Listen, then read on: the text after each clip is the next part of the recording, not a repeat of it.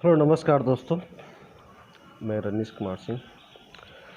हर सप्ताह के तरह इस सप्ताह भी मैं आपको आज मिलवाऊंगा ग्राम धुमधुमा के एक और अनमोल रत्न जो हिंदी से जगदम कॉलेज छपरा से ग्रेजुएशन किया था 1971 में। 1971 के ग्रेजुएशन करने के बावजूद भी आज भी वो एक फ्रीलांसर शिक्षक के रूप में अपना कार्य कर रहे हैं। और उनकी सबसे बड़ी खासियत है कि वो अभी तक काफ़ी रचनाएं लिख चुके हैं। बैठे बैठे कविता गढ़ देते हैं, कहानी लिख देते हैं और नाटक लिख देते हैं, हिंदी भोजपुरी। और उनके बहुत सारे नाटकों पे, खासकर एक दो लघु नाटक में हम लोगों ने खुद मंचन किया है। बिहार दिवस के अवसर पे विवेकानंद ट्रस्ट के माध्यम से उनका एक बुढ़ापा था, उसका हम लोग एक लघु नाटिका थी, उस पर हम लोगों ने मंचन किया और काफ़ी वो लोगों द्वारा सराहा गया उस मंचन को। तो आज मैं उन्हीं से रूबरू कराऊंगा जो एक बहुमुखी प्रतिभा के धनी है। इंग्लिश पे भी उनकी काफ़ी अच्छी पकड़ है और हिंदी उनका फेवरेट रहा है। तो आइए आज मैं मिलता हूँ श्री ललन प्रसाद जिससे, जो अपने जीवन यात्रा के बारे में आपको बताएंगे। धन्यवाद। प्रणाम। मैं रजनी से नूतन मार्ग जो त्रैमासिक पत्रिका निकाल रहे हैं 2014 से, इसमें आपका भी कभी कभी योगदान रहा है बहुत आलेख के रूप में। बहुत खुशी की बात है। तो इस नूतन मार्ग को हम लोग एक डिजिटल प्लेटफॉर्म पर लाए हैं, फेसबुक और यूट्यूब के लाभ के माध्यम से अपने पाठकों को पहुंचा रहे हैं। तो इसी सिलसिले में हम हर प्रत्येक सप्ताह एक जो हमारे क्षेत्र में जो बिल्कुल ही वो उनका कोई एक्सपोजर नहीं है, वैसे लोगों को हम लेकर के चर्चा करते हैं, उनके बारे में उन्होंने कैसे अपने जीवन। उस कड़ी में मैं आपसे हम लोगों का जो पैनल है सेलेक्ट किया, जिसमें चंद्रशेखर वर्मा जी नूतन मार्ग के प्रधान संपादक है। मैं आपका भी उसमें नाम ये किया और उसी कड़ी में मैं आपसे चर्चा करने आ रहा हूँ। सर, फर्स्ट मैं जानना चाहेंगे, चाहे हमारे दर्शक ये जानना चाहेंगे कि आप अपने आरंभिक जीवन कहाँ से प्रारंभ किया और आपका जन्म, आपकी शिक्षा और हायर एजुकेशन कहाँ से हुई? मैं अपना आरंभिक जीवन अब पैतृक गाँव से किया। और जब मैं अपने पढ़ाई लिखाई में था, उस समय मैं अपने गांव के बच्चों को शिक्षा के माध्यम से उच्च शिखर पर पहुंचाने का प्रयास कर रहा था। गांव में बहुत से सामाजिक के उत्थान से संबंधित नाटक, प्रहसन और बहुत से उत्थान संबंधी क्रियाकलाप किया करता था। और जितने भी हमारे समय के बच्चे थे, सबको एक साथ मिला करके गांव के उन्नति के बारे में हम लोग मिलजुल कर प्रयास करते थे। हमारा गांव कैसे आगे बढ़े, हमारे नौजवान आगे चल कर के कैसे शिष्ट और सदाचारी बने, समाज सेवी बने, इसके लिए हम लोग एक साथ एक नवयुवक समाज बना करके इसका प्रयास करते थे। और धीरे धीरे हमारे समय में इस गांव की उन्नति चरम सीमा पर पहुंच गई। हमारे समय के जितने भी बच्चे थे, सभी एक दूसरे का सम्मान करते थे, सभी आपस में मिलजुल कर एक दूसरे को सहयोग करते थे। वह हम 1971 में जगदम कॉलेज से ग्रेजुएट किए। उस उस समय हमारे साथ में बहुत से हमारे गांव के नौजुवक, अभी तो हम लोग बच्चे थे, नौजुवक थे, जिसमें चंद्रकांत प्रसाद, शशिकांत प्रसाद, चंद्रभूषण वर्मा, उर्फ जीवन बाबू, ऐसे लोग थे।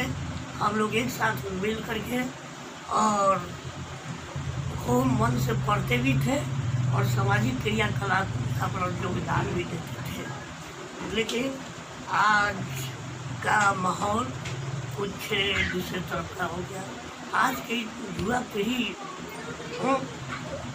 के पास से संस्कार, रहन सहन, मेल मिलाप, ये सब कुछ लुप्त होता जा रहा है। अब कोई किसी की बात को मानने वाला नहीं है। इसलिए अब हम लोग आज के समाज में रहते हुए भी उपेक्षित नज़रों से देखे जा रहे हैं, क्योंकि आज हमारे गांव में शिक्षा की बहुत कमी होती जा रही है। जो शिक्षित है वो भी सामाजिक रीति रिवाज में संलग्न नहीं है। इनकी दुनिया कुछ और तरह की है और इसके बाद अब हम लोग क्या करें, किसी तरह से अपना जीवन चला रहे हैं। समाज विखंडन होता जा रहा है। नया समाज अपना अपनी रीति रिवाज से अपना काम कर रहा है। हम लोग चुप बैठे हुए हैं। अच्छा सर, ये आपने जगदम कॉलेज से ग्रेजुएशन किया, कब किया था सर? जगदम कॉलेज से ग्रेजुएशन किया 1971 में। 1971 में। तो उसमें आपका जो प्राइम सब्जेक्ट जो था वो मेरा अपना फेवरेट सब्जेक्ट हमको हिंदी से बड़ा प्रेम था। इसलिए कि जब हम ग्रेजुएशन में यानी जब ग्रेजुएट में नामांकन कराया, BA पार्ट 3 में कराया, उस समय हमको यही मन में धारणा थी कि हम भारतीय हैं, भारत की राष्ट्रभाषा हिंदी है और हिंदी से हमें लगाव रखना बेहद जरूरी है। इसलिए हम अपने प्रिय भाषा हिंदी को ही चुने और हिंदी में खूब मन लगा करके अध्ययन किए, बढ़िया से पास भी किए और आज भी मेरी भाषा हिंदी भाषा अब प्रिय भाषा है। आज भी मैं हिंदी भाषा से बहुत लगाव रखता हूँ। सर, आपका बहुत सारे आलेख आपने लिखा है, उसमें से कुछ आलेख आपके पत्रिकाओं में छपे हैं? हाँ, बहुत से आलेख हम लिखे और जैसे बुढ़ापा नाटक, जो कि इसको मंचन करा करके ये चित्रगुप्त ये नहीं कौन हनुमान मंदिर संकट मोचन धाम के परिसर में विवेकानंद ट्रस्ट के माध्यम से इसका मंचन करा है, जो कि बहुत सार्थक उतरा। इसके अलावा संपूर्ण तीर्थ यात्रा नाटक की रचना की, जो छठ है, कार्तिक छठ के शुभ अवसर हम छठ घाट पर अपने नौजुवकों को साथ लेकर के वहाँ मंचन कराए, बहुत अच्छा उतरा। इसके अलावा अपने गांव के उस समय के अपने साथी समाजियों के साथ दुर्गा पूजा के शुभ अवसर पर दाऊदपुर मार्केट में बाजार में हम बहुत से नाटक, जैसे धार्मिक नाटक, जैसे भक्त ध्रुव नाटक, द्रौपदी क्षीरण नाटक, इस तरह से हम नाटक के मन खिलवा करके बच्चों को उत्साहित करते रहे, ताकि ये बच्चे आगे चल कर ये ये अपने हिंदी भाषा से प्रेम रखें, समाज को कुछ ज्ञान दें, समाज में सुधार आए।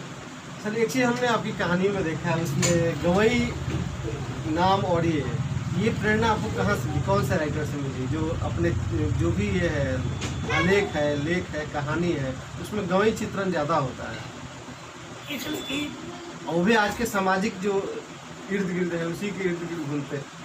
मैंने जब मैं ग्रेजुएट कर रहा था तो रेणु जी, फणीश्वरनाथ रेणु जी की एक कहानी हमको पढ़ने को मिली, जो जिसका नाम रेणु जी ने अपनी कहानी का नाम रखा था रखा था कि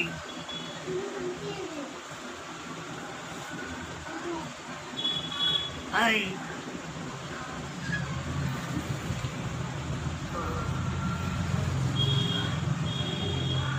लाल पान की बेगम।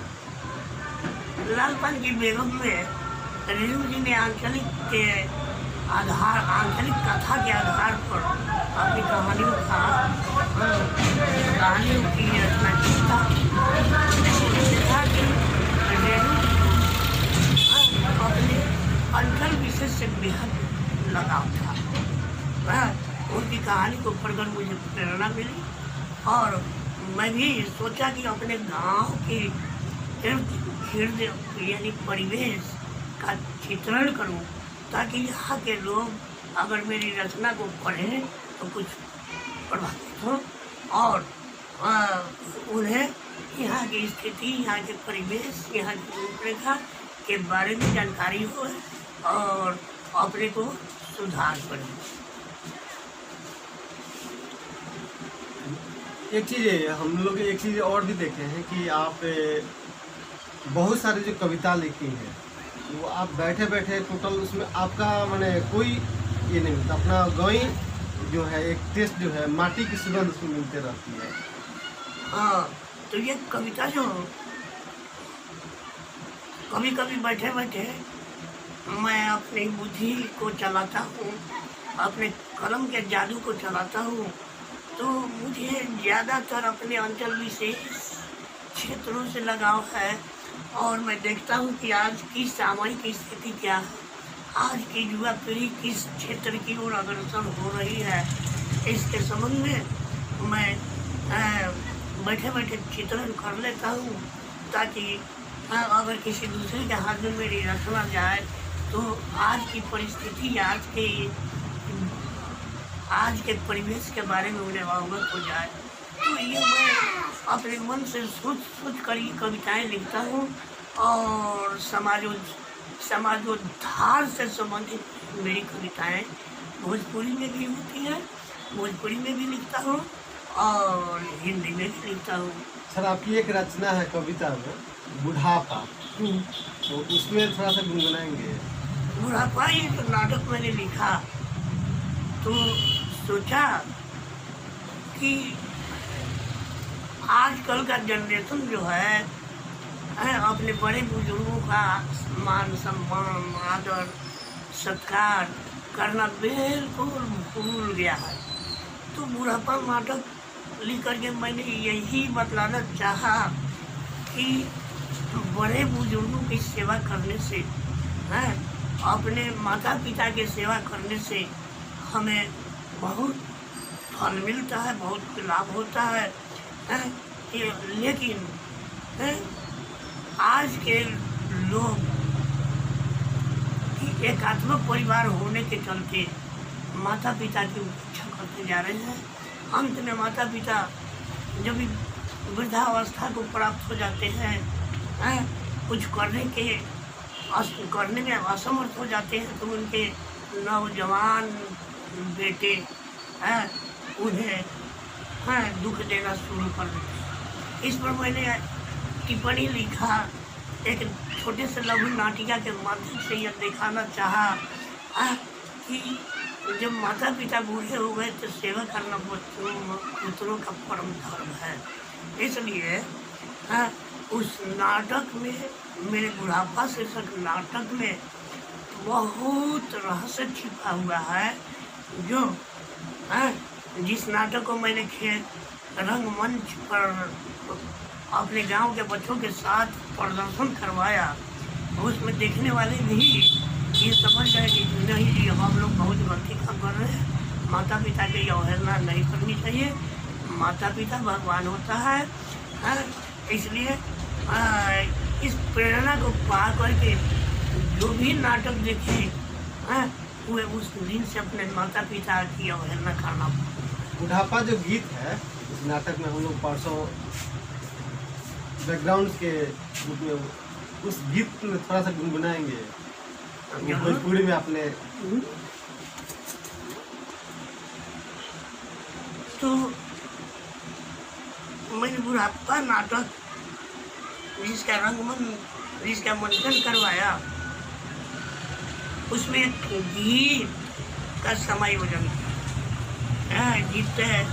जिस गीत का शीर्षक रहा था बुढ़ापा, जो भोजपुरी था इस तरह से बुढ़ापा एक दिन सबके सताई, बेटा पतो अलग हो गई हम, कोई न भोजन कराई, बुढ़ापा सबके एक दिन सताई, बूढ़ा भय तन कांपन लगियन, कानवा से तनिको न सुनाई, बुढ़ापा एक दिन सबके सताई, हार मांस सब सुखी जइहन, हाथवा में लठिया धराई, आपन पत्नी बात न सुने, घर पर बैठी राम घराई, बुढ़ापा एक दिन सबके सताई, हे भगवान माटी उठाव अब ई दुख न सहाई, बुढ़ापा सबके एक दिन सताई, माता पिता के सेवा करी ललन कहे समझाई, बुढ़ापा सबके एक दिन सताई। तो मैंने इस गीत को इसलिए लिखा कि माता पिता की सेवा करना हमारा धर्म है, माता पिता ही भगवान है, सेवा करना हमारा काम है। तो ये बुढ़ापा नाटक जो मैंने लिखा, स्वर रचित नाटक, इससे बहुत आज के युवा पीढ़ी को प्रेरणा मिली, और मैं सोचता हूँ कि इस तरह से समाजोद्धार संबंधी कुछ रचनाएं लिख करके अपने समाज में प्रचार करूँ, ताकि आने वाली ये अभी वर्तमान पीढ़ी कुछ प्रेरणा को पाकर कुछ बुद्धिजीवी हो, कुछ ज्ञानी बने और उनमें शिष्टाचार की भावना उत्पन्न हो। अच्छा सर, एक चीज़ मैं आपसे जानना चाहूँगा कि आपकी कौन कौन सी रचनाएं हैं, तो कहानी के रूप में, आलेख के रूप में, कविता के रूप में और लघु नाटक के नाटक के रूप में, अगर याद हो उसमें से एक दो। तो मुझे याद है मृग मरीचिका हो गया, एक आज का शिक्षा पे आपने एक क्वेश्चन किया था। मैंने बहुत सी रचनाएं हिंदी में किया, इसलिए कि हिंदी से मुझे बेहद प्रेम है। जैसे बजरंग बली स्तुति, एक स्तुति लिखा, इसके अलावा कितना बार समैया ही खराब, एक भजन लिखा, और इसके अलावा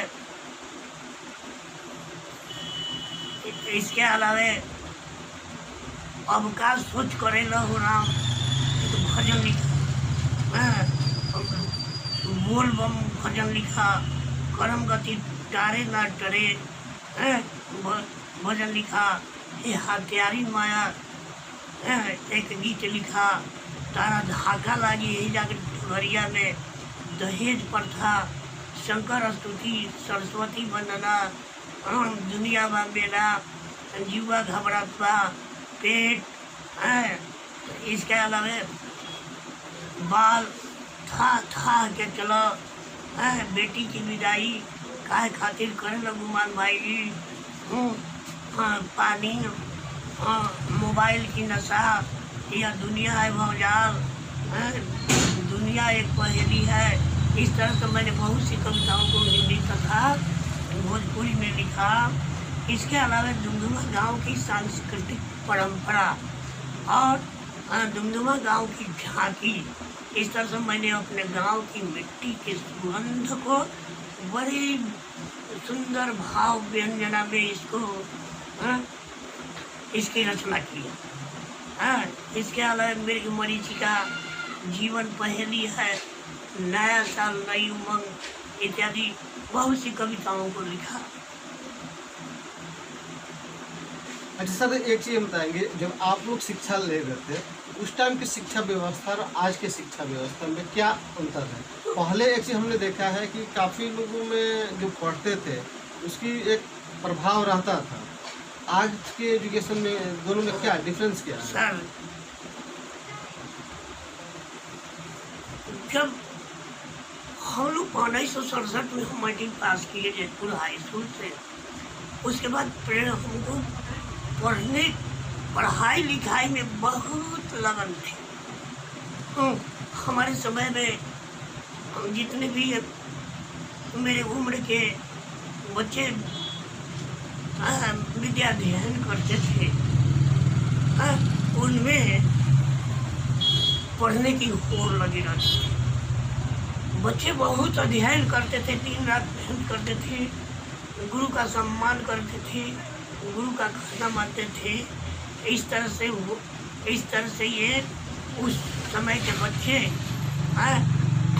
आज के बच्चों के अपेक्षा बहुत ही शिष्ट और बहुत ही आचरणशील थे।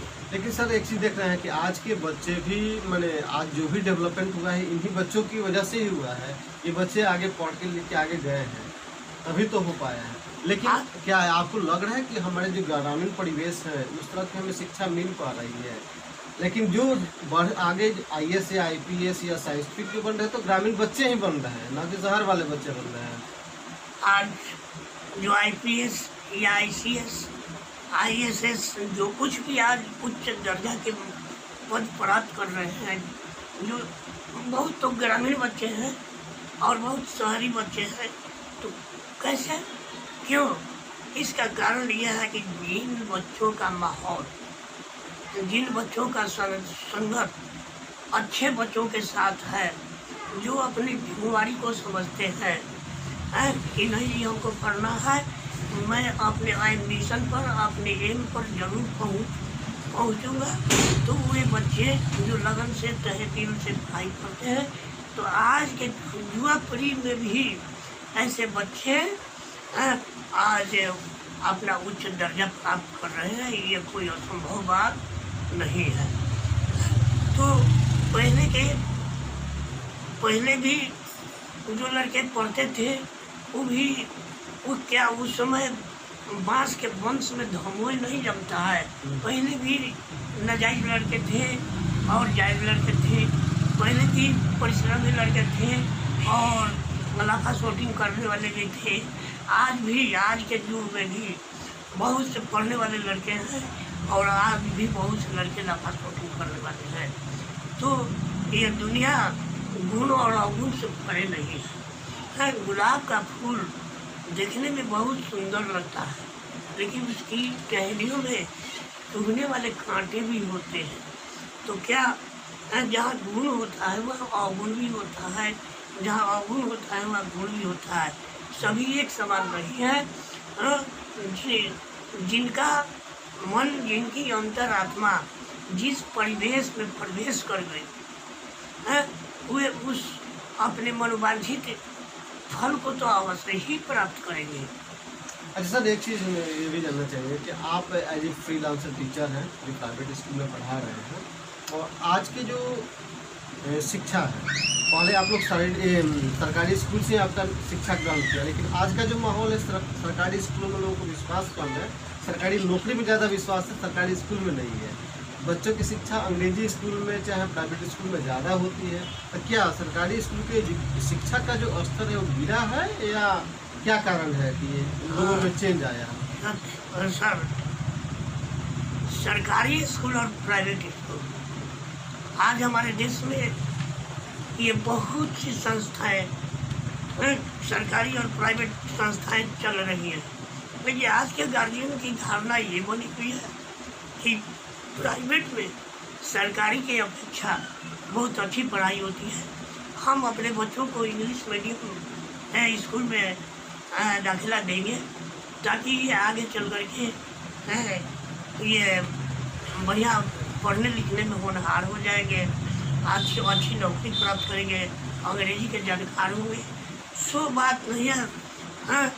सरकारी स्कूल में भी इस तरह की पढ़ाई होती है, लेकिन सरकारी स्कूल में एक कमी ये है कि सरकारी स्कूल के शिक्षक बच्चों में डिसिप्लिन यानी अनुशासन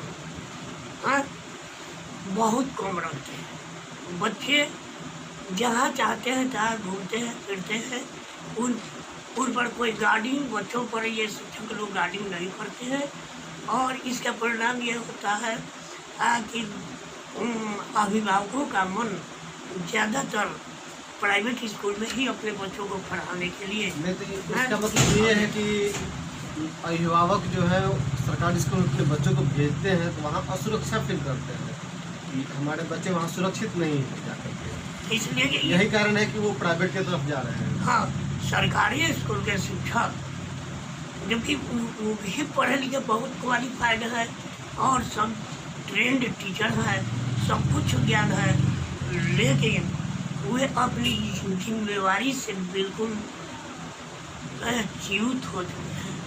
अगर सरकारी स्कूल के शिक्षक अपनी जिम्मेवारी को समझ लें कि हमको पढ़ाना है, बच्चों के भविष्य को उज्ज्वलमय बनाना है, तो सरकारी स्कूल भी प्राइवेट स्कूल से कहीं बेहतर बन जाएगा।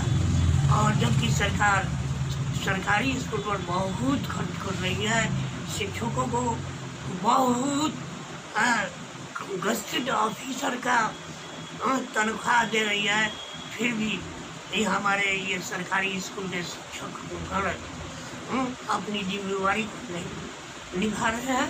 अगर ये जिम्मेवार हो जाए, अगर इनके मन में ये धारणा उत्पन्न हो जाए कि हमें बच्चों को पढ़ाई सिखाना है, शिक्षित करना है, इन्हें डिसिप्लिन बनाना है, तो प्राइवेट स्कूल सरकारी स्कूल के सामने असफल हो जाएगा। अच्छा, एक चीज़ मैं थोड़ा सा आपसे जानना चाहूँगा, आपने एक आलेख लिखा था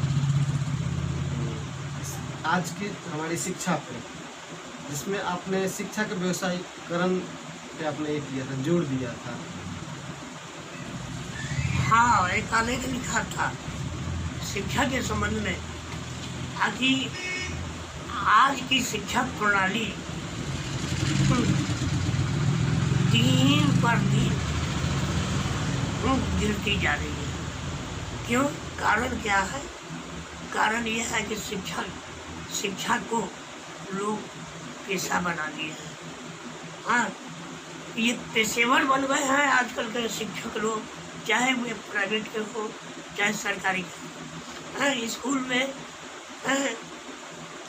पढ़ाने के बजाय वे ट्यूशन पर अधिक बल दे रहे हैं कि how to earn money heavily, पैसा ज़्यादा से ज़्यादा कैसे कमाया जाए।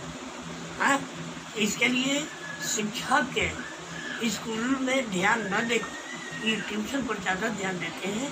नतीजा ये होता है कि गरीब छात्र जिनके अभिभावकों के पास पैसे की कमी है, तो वे ट्यूशन नहीं पढ़ाते, स्कूल में ही अपने बच्चों को पढ़ाते हैं, तो वे बच्चे वो अपने जीवन में डेवलप नहीं करते हैं, क्योंकि उन्हें स्कूली शिक्षा बहुत अल्प मात्रा में मिलती है।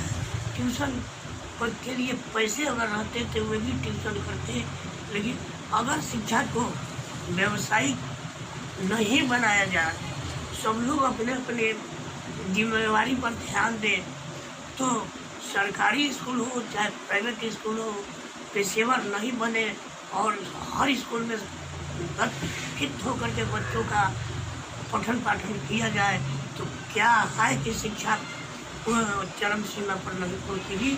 क्या है कि बच्चे अपने जीवन में उन्नति के शिखर पर नहीं आरूढ़ होंगे। सर एक चीज बताएं, आप तो शिक्षक हैं, तो आप सरकार, बिहार सरकार को या केंद्र सरकार के तो शिक्षा संस्था बहुत हद तक सही है और जो भी है वहाँ से काफ़ी प्रतिभा निकली है, लेकिन क्या राज्य सरकार को, हमारी खासकर हमारी राज्य शिक्षा को क्या सजेस्ट करेंगे, सलाह देंगे कि हमारी शिक्षण व्यवस्था में सुधार हो? तो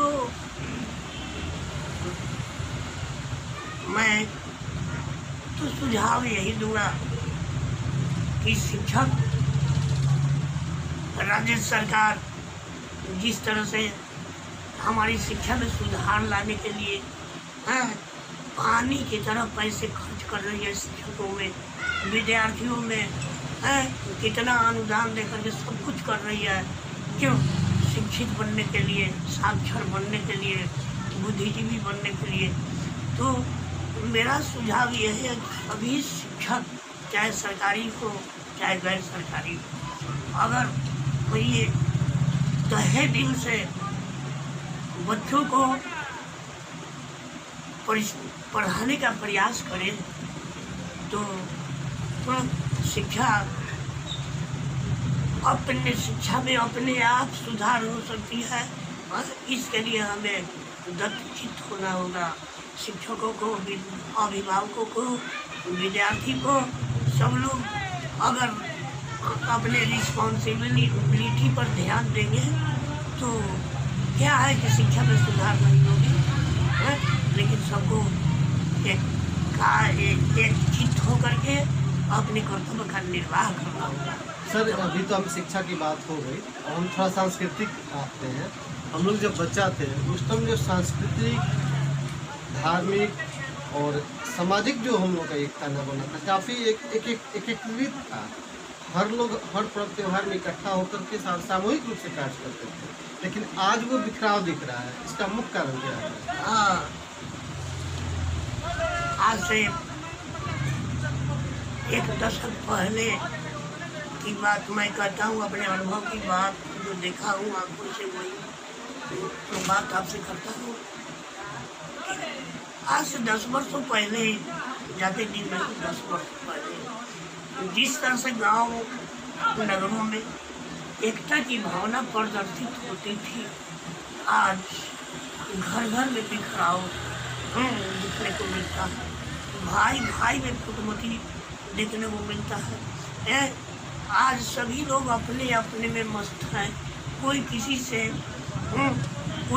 से लगाव रखना नहीं चाहता है, जिसका परिणाम आज के माहौल में सांस्कृतिक, धार्मिक, सामाजिक सभी वर्गों पर इसका असर, इसका परिणाम पड़ रहा है, देखने को मिल रहा है हमको।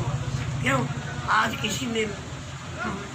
किसी में सामंजस्य की भावना नहीं है, किसी में प्रेम की भावना नहीं है।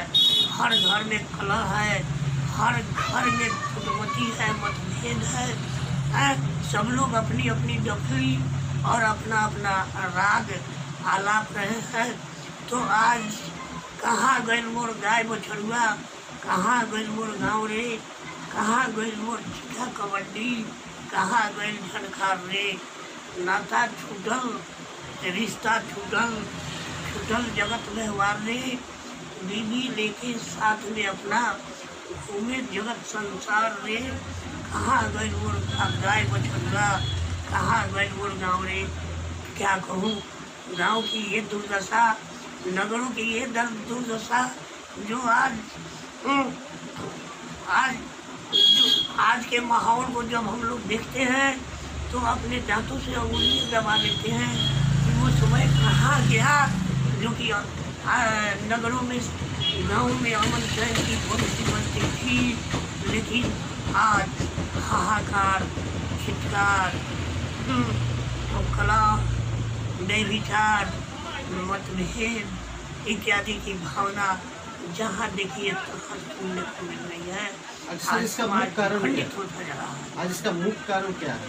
इसका मुख्य कारण यह है कि हमारे अंदर की प्रेम की भावना दिन प्रतिदिन समाप्त होती जा रही है। हम एक दूसरे से लगाव हटाते जा रहे हैं। क्यों हट रहा है ये लगाव, ये इसलिए- बिखराव क्यों हो रहा है? इसलिए कि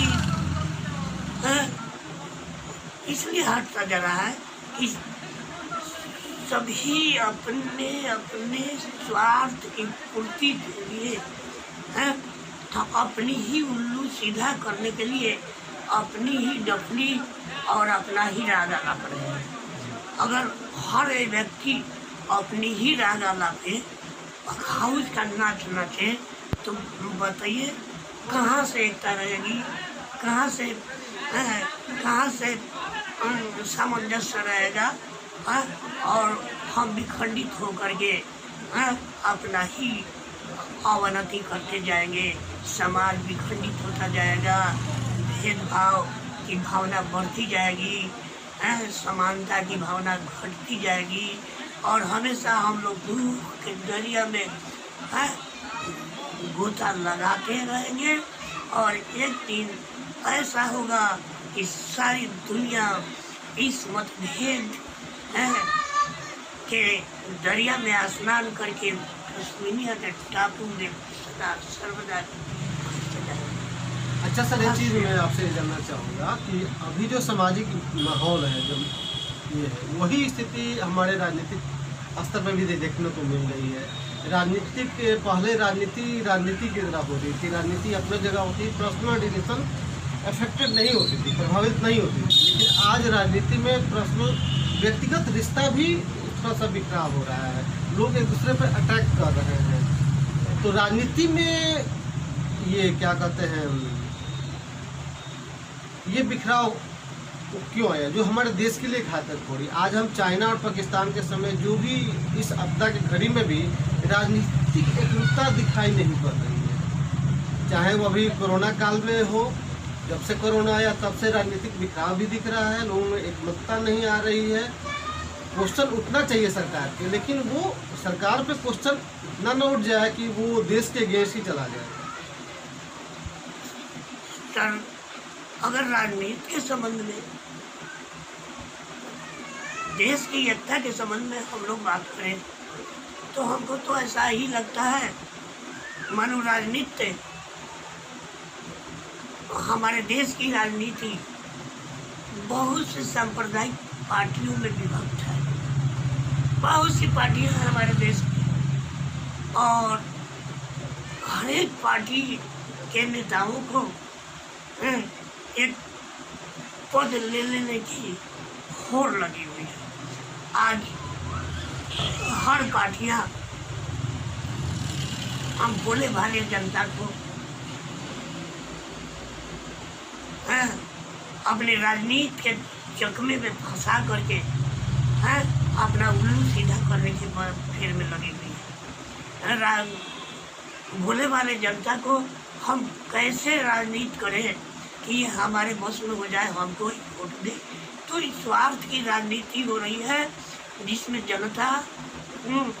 जनता परेशान हो रही है और ये नेता लोग आज जनता से बहुमूल्य वोट लेकर के अपनी उल्लू सीधा कर रहे हैं। और जनता में कुछ ऐसे लोग हैं जो हर नेताओं के इर्द गिर्द घूमते हैं और वे अपने उल्लू सीधा करने के लिए निरीह जनता को वोट के इलेक्शन के समय में ये मूर्ख बना करके उनके बहुमूल्य वोट को लेते हैं और ये अपना उल्लू सीधा करते हैं। आज कोरोना की स्थिति हमारे देश का ही दुनिया में भी फैली हुई है। आज चीन, भारत, पाकिस्तान, नेपाल ऐसे सीमा विवाद में आज हमारे सरकार के सामने ये बहुत बड़ी समस्या मुंह फाड़ कर सामने खड़ी है। सारी पत्र पत्रिकाओं के माध्यम से, टेलीविज़न के माध्यम से सारी देश की सारी जनता इससे अवगत हो रही है। फिर भी आज हमारी सरकार को, हमारे देश की जनता को ये समझ में नहीं आती कि हम एक होकर के इन सारे संघर्षों से मुकाबला करें हाँ, हिंदू मुसलमान सिख ईसाई हर संप्रदाय हर जाति के लोग हमारे भारत देश में निवास करते हैं। लेकिन इस संकट के घड़ी में अगर हम सब लोग एकता के सूत्र में बंध जाए और एक साथ मिल करके अपने आतताइयों पर आक्रमण करें तो क्या है कि हमारे देश में दूध की नदी नहीं बहेगी, क्या है कि हम अमन चैन की बंसी नहीं बजाएंगे। लेकिन सो बात तो है नहीं। दुनिया कहीं जाए, देश की जनता कहीं जाए, तो अगर मोदक मिले तो मुझे मिले, यानी स्वार्थ की भावना आज हमारे देश को अधा यानी पतन के गर्त में गिराती जा रही है। इसका परिणाम यह होता है कि सारा भारत की के सारे नागरिक परेशान है। केवल एकता में अनेकता होने से हम एक होकर के रहें, यूनाइट होकर के रहें, मिलजुल करके रहें, तो भारत देश की ये दुर्गति नहीं होगी और किसी की आंखें हमारे देश पर नहीं टिकेगी, क्योंकि आज हमारा देश बहुत विकसित देश हो चुका है।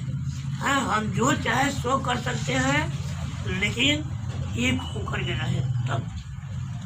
अरे सर, वही वर्तमान में विधानसभा का चुनाव आने वाला है। अभी कोरोना महामारी अपने चरम की तरफ बढ़ रही है धीरे धीरे धीरे धीरे धीरे धीरे। इस स्थिति में क्या चुनाव, विधानसभा का जो चुनाव है वो टाल देनी चाहिए या होनी चाहिए? मेरे विचार से अक्टूबर नवंबर के लगभग जो कि बिहार विधानसभा का इलेक्शन होने जा रहा है, जो कि लॉकडाउन की समस्या हमारे देश यानी विश्व में लॉकडाउन की समस्या आ गई। जनता आज कोरोना महामारी से बिल्कुल व्यग्र है। इस स्थिति में अगर इलेक्शन करवाया जाता है, चुनाव कराया जाता है, तो क्या होगा कि कानून की धज्जियां उड़ जाएंगी। कोई लॉकडाउन की मर्यादा का पालन, इस कोरोना में जो नियम कानून बने हैं, इनके नियम कानून का पालन मेरे विचार से कोई नहीं करेंगे। इसलिए अच्छा उचित यही होगा कि अगर विधानसभा का इलेक्शन उस समय तक डाल दिया जाए, जब तक कि हमारे यहाँ का माहौल कुछ ठंडा नहीं होता, जब तक कोरोना बीमारी शांत नहीं होती, तब तक विधानसभा का चुनाव मेरे विचार से सही नहीं है। लेकिन अब सरकार का विचार, वो अपने विचार से क्या कर रही है, सरकार नहीं कर रही है, कोई अपना सुझाव ही न दे सकता है। अच्छा सर, अभी कोरोना विगत लास्ट 24 घंटा में लगभग 18,200 या 300 के आसपास नए संक्रमित मामले आए हैं और विगत 2-3 दिन में देखा जाए तो 20,000 के एवरेज इन्होंने ग्रोथ किया है और आज 18,000 के आसपास है। बिहार में भी ऑलमोस्ट 200 और 150 के बीच में प्रतिदिन मामले निकल रहे हैं ऑन एन एवरेज। तो पहले शुरुआती जो लॉकडाउन था उसमें कोरोना के पेशेंट कम थे, आज पेशेंट बढ़ रहे हैं। लॉकडाउन अब अनलॉक की तरफ हो रहा है। ये कल प्रधानमंत्री जी ने 4 बजे जो राष्ट्र में संबोधन किया, उन्होंने अनलॉकडाउन सेकंड का दूसरा चरण, मैंने अनलॉक का दूसरा चरण यानी अनलॉक 2.0 शुरू हुआ, जिसपे बहुत सारी पाबंदियां उन्होंने हटा दी। और कुछ पाबंदी है कि हम एक जगह 50 से 75 से ज़्यादा इकट्ठा नहीं होंगे, एहतियात में बढ़नी है। प्रधानमंत्री ने बोला कि नहीं, हमें मास्क को पहनना है, हाथ को सैनिटाइज रखना है और 2 फीट की दूरी मेंटेन करनी है, जिससे यही हमें कोरोना का सबसे बड़ा इलाज है। तो क्या आज हमारे ग्रामीण परिवेश में जो यहाँ के लोग हैं, चाहे देश में, क्या ये 2 फीट की दूरी, मास्क पहनना और हाथ को सैनिटाइज करते रहना या धोते रहना हर कुछ देरों पे, ये हो पा रहा है? सर अपने मन की बातों के माध्यम से हमारे माननीय प्रधानमंत्री जी ने कल घोषित किया, उसमें कोरोना से बचाव के लक्षण के बारे में बहुत सा ऐलान किया। लेकिन आज हमारे देहाती क्षेत्रों में, शहरी क्षेत्रों में मास्क का प्रयोग कीजिए, सैनिटाइज कीजिए, साबुन से 20 सेकंड तक हाथ को साफ कीजिए। जो बहुत से विधान बनाए गए हैं इस कोरोना से के बचाव के लक्षण के संबंध में, आज हमारे देश की जनता, हमारी ग्रामीण जनता इसमें से 4 आना यानी 25% भी इसका पालन नहीं कर रही है। सरकार क्या करे? अगर जिम्मेवारी हमारी है, बचाव हमको स्वयं करना है, सरकार क्या करेगी? बचना तो आपको है। अगर हम और आप अब उन नियमों का पालन नहीं करेंगे तो क्या होगा? रोग के शिकार होंगे। यहाँ हमारे देहाती क्षेत्रों में आज लॉकडाउन था तो भी और अनलॉक है तो भी लोग धड़ल्ले से मार्केट में जा रहे हैं, सवारी गाड़ियों पर एक सीट पर 2, 4, 5 व्यक्ति एक साथ बैठ करके सफर कर रहे हैं, जबकि सरकार का नियम है कि बचाव आप अपने से कीजिए।